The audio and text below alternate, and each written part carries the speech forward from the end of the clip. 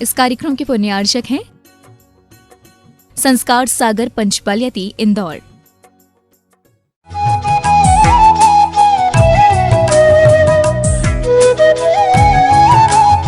श्रीपुरवंदमी पाशं श्रीपुरवंदमी पाशं श्रीपुरवंदमी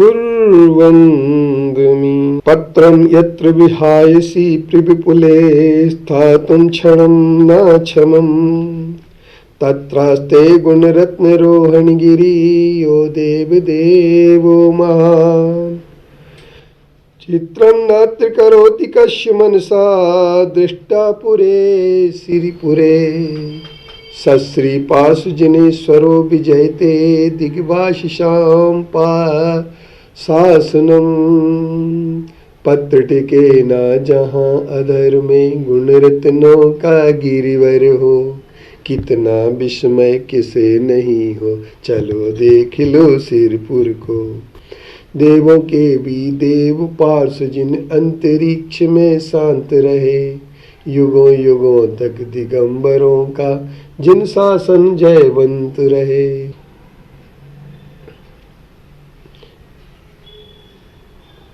आज हम अपने अरहंत भगवान की पूजन के महत्व को समझने की कोशिश करें, क्योंकि भगवान आदिनाथ से लेकर के भगवान महावीर तक 24 तीर्थंकर अरिहंत परमेष्ठी हैं।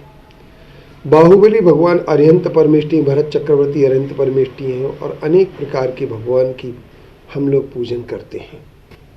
लेकिन अरिहंत भगवान का जो स्वरूप है, उस स्वरूप को देख करके हम उसकी जो उपासना करते हैं, तो यह बात आती है कि अरिहंत भगवानों की जो पूजन करता है उसका महान प्रभाव देखने में आता है। अर्हत चरण सपर्या महानुभावम महात्मना मौदत भेखा प्रमोद मत्ता कुसमे नैके न राजगृहे। एक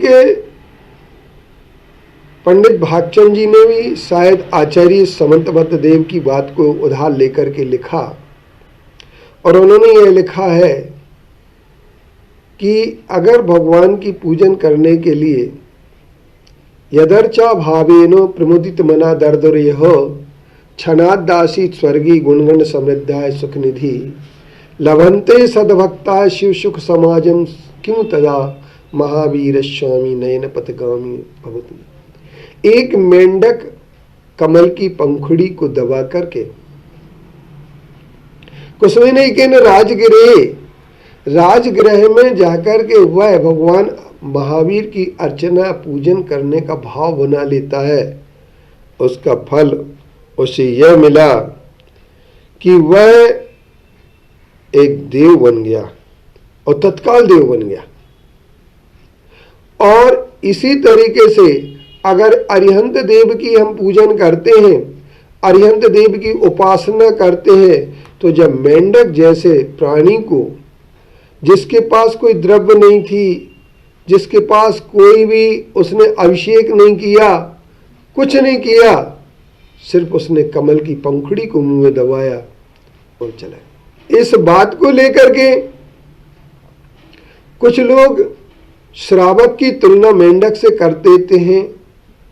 उनके लिए विचार करना चाहिए कि श्रावक शब्द जो है श्रद्धावान, विवेकवान और क्रियावान से बना है।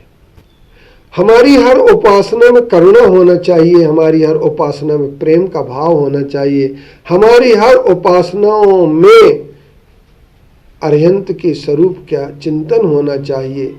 जब हमारी हर उपासना में अरिहंत के चिंतन होगा, अरिहंत की बात को हम निश्चित तौर पर करेंगे, तो आप ये बात तय कर लेना कि अरिहंत भगवान की पूजन करते समय हर आदमी के सामने एक बात होगी कि हमें अहिंसा का और करुणा का, प्रेम का पालन अक्षरशः करना है।